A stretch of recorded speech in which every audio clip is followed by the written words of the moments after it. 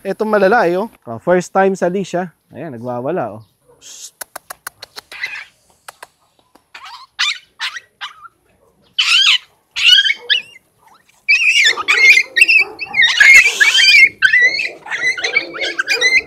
Isang magandang araw mga boss amo. Ngayong araw ay kikwento namin sa inyo kung paano namin training sina B1 at B2 at Buhawi sa leash. Pero bago yan ay magbibigay muna kami ng update kay Bahaghari. Wala nang problema sina Abu, Mayumi, Hiraya at Orange kay Bahaghari. At dahil naka-move on na ang apat ay nagdagdag naman ako ng dalawa sa packwalk. Ito ay sina Pilipinas at si Queen Tala. Sa simula pa nga lang ng packwalk ay grabe na ang tensyon ni Bahaghari. Ang pakiramdam ni Bahaghari ay kung pwede lang siya mag-evaporate ay gagawin niya yon. Paano ba naman ay si Pilipinas ay hindi na siya tinantanan? Lagi na lang nakatingin sa kanya at mukhang ready to strike anytime. Ako naman ay hindi ko pinapalaki ang issue. Hindi ako naaawa kay Bahaghari dahil kapag naawa ako, siya ang panalo. Kaya ang ginawa ko ay binabatak ko lang ng binabatak ang leash. Hey! Naramdaman ni Queen Tala ang napakahinang enerhiya ni Bahaghari. Tala! Hey! Tala! Ang pinagsamang Tala at Pilipinas ay isa lang ang ibig sabihin. Hindi mabubuhay si Bahaghari kung ang away ay kanilang tototohanin.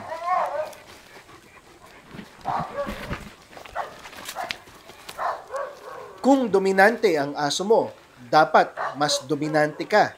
Dahil kung papadaig ka sa aso mo, ay sila ang alpha at ikaw ang beta. Pagkatapos nga ng dominance na pinakita ni Tala at Pilipinas, ay binigyan ko sila ng tag-isang tapik. Tag-isa lang ang binigay ko at naunawaan na nila na hindi silang in charge at dapat silang mag-behave. At pagkatapos kong bigyan ng tag-isang tapik, sina Queen Tala at Pilipinas ay okay na ang packwalk, smooth na. At ang tanging problema na lang ay si Bahaghari.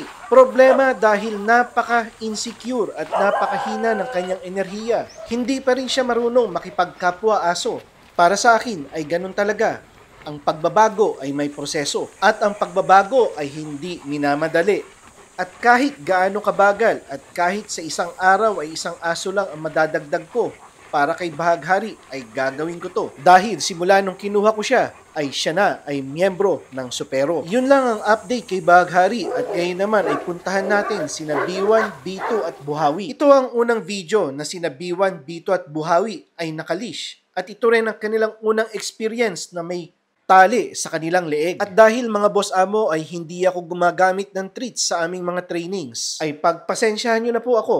Ang ginagamit ko lang ay ang aking kalmadong energy at ang affection na ibibigay ko sa aso. Ang unang ginawa ko ay binatak ko ang leash ni Buhawi at nung lumapit si Buhawi ay binigyan ko siya ng affection. Same process ang ginawa ko kay B1. Ngunit dahil siya ay nagre-resist ay medyo matagal ang proseso. Pagkatapos ng ilang minuto ay lumapit din siya at binigyan ko ng affection. At pinakahuli naman si B2.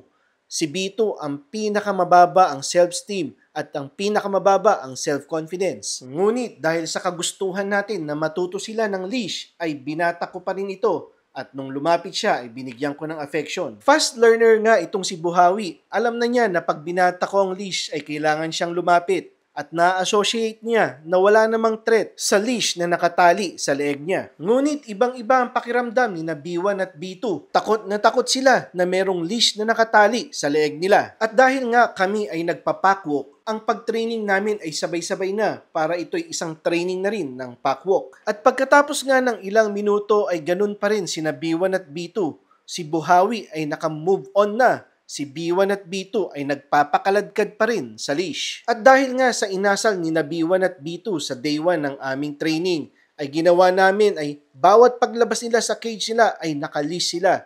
Kapag kumakain sila ay nakaleash sila. Hanggang sa ma-associate nila na ang leash ay hindi threat sa kanila. At ito na ang update kina B1, B2 at Buhawi. Meron pa rin konting takot pero malambot na. Madali na silang tawagin at sumusunod na sila sa leash pressure. At itong si B2 na napakamatakotin ay eto na siya. Hindi na siya nagpapakaladkad at lumalapit na sa akin. At ito na sila nang sabay-sabay kong pinalakad. Naka-packwalk position na kami. Marunong na agad sila. Hindi sila nauuna sa akin at nasa tagiliran ko lang o nasa likod ko sila. May konting tension kay B1 pero napakaliit na lang nito. At naniniwala ako na ilang araw na lang ay tanggap na nina B1 at B2 ang leash. At pagkatapos nga ng training ni na B1, B2 at Buhawi ay tinanggal na namin ang leash dahil ito naman ang oras para ma-enjoy nila ang pagiging aso nila at ang kanilang buhay aso. Yun lang po sa ngayon at maraming salamat sa panunood.